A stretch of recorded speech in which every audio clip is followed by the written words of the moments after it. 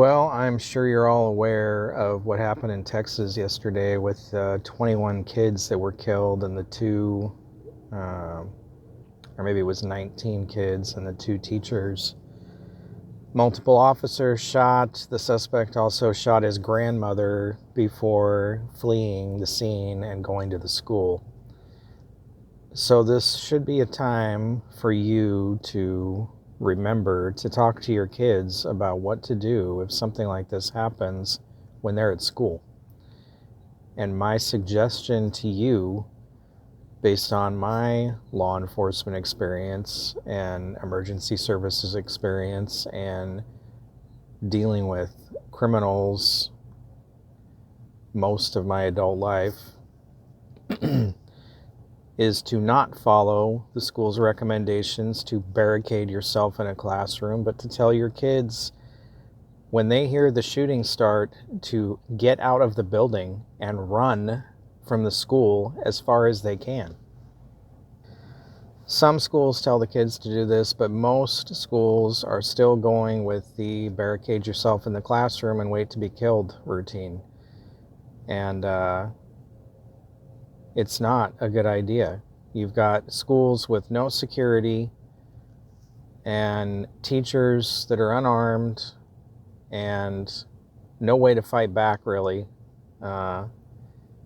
So you don't want your kids sitting trapped in a classroom just waiting for the shooter to show up, which is exactly what happened in Texas yesterday. They were barricaded in a classroom and the shooter made his way in there and he barricaded himself in there with them and did what he did. So you need to talk to your kids. You need to, have multiple conversations and have a plan that they understand. Just a simple plan to get out of the building, whatever is the safest way to get out of the building, out a window, out a door. If they have to break a window, it's okay to break the window, to throw a chair through the window or whatever. But to get out and run as far away from the building as they can, to have a couple different places set out to where they should go to get away.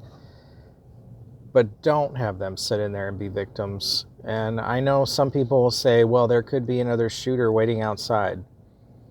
That is a possibility, but in all these school shootings, I don't believe that's happened at all. It may have happened at one that I'm thinking of, but every other school shooting that's happened, it's been inside the building. There's been nobody waiting outside for more victims to come out.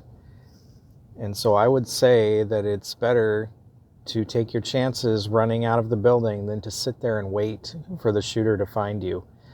Because the way law enforcement responds to these things now, they have to wait for backup unless you have an officer who's a little more cavalier and will just go in and take care of it. They're going to wait for backup. And so, time is not on your side.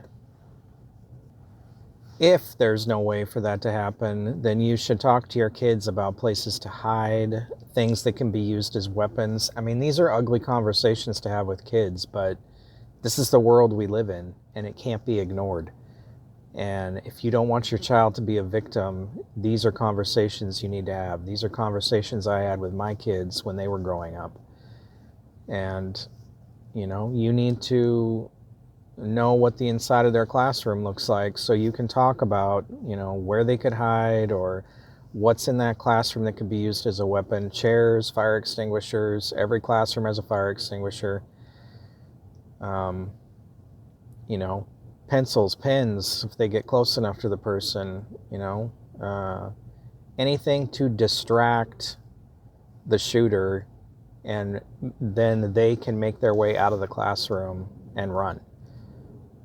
But this sitting around waiting to get shot is bad policy. It's bad training.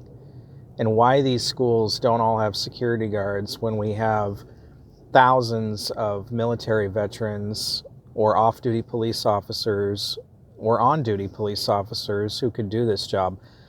We're sending billions of dollars overseas when that money could be used to pay for security at schools. And then you've got schools in areas like where I live who have tried to, cities that have defunded the police and school districts that have kicked the police out of the schools, because of all the George Floyd stuff and all that went on 2 years ago.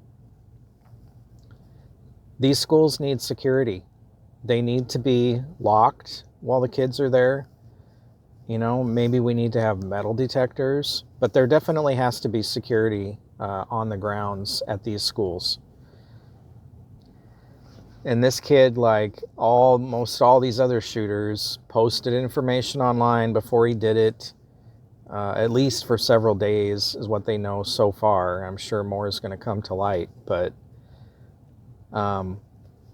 you need to talk to your kids. If they see these kids they go to school with, posting stuff on social media like this or talking about hurting people, they need to report it.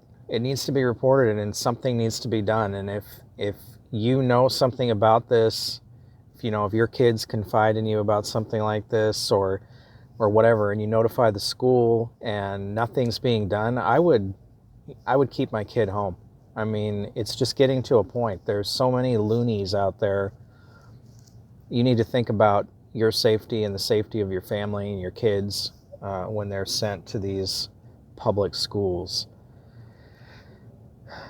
I'm not even going to talk about the gun control aspect of this. I'm pro-gun, but this kid just turned 18 and bought these 2 rifles 2 days later. I mean, that, unfortunately, yes, we have a right to have firearms, but something has to change. You shouldn't be able to, it's going to have to be where you can't go just buy a rifle even and walk out of the store the same day or a day or 2 later. There's going to have to be a waiting period. They're going to have to do a better job of checking people, because they really don't. I mean, I've bought plenty of guns over the years, and it's a very cursory check, like everything else the government does. So anyway, just make sure you've had this conversation with your kids and they know and understand what they should do, how they should react if something like this happens. This is definitely something you need to prep for. It's just one of those things we get to live with now. And always ask yourself, will you survive?